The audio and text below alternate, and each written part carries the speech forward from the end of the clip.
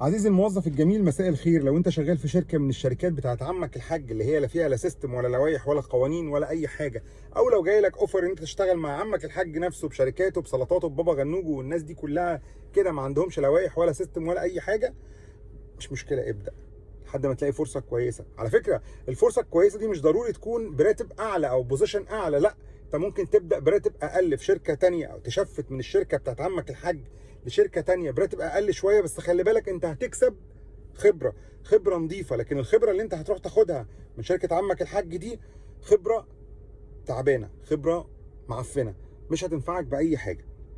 فنصيحتي ليك، لو لقيت فرصه حتى لو براتب اقل تنط من شركه ما فيهاش سيستم، ما فيهاش لوائح، ما فيهاش اي حاجه ولا اي نظام، لشركه تانية فيها نظام بس براتب اقل شويه، روح الله يسهل لك.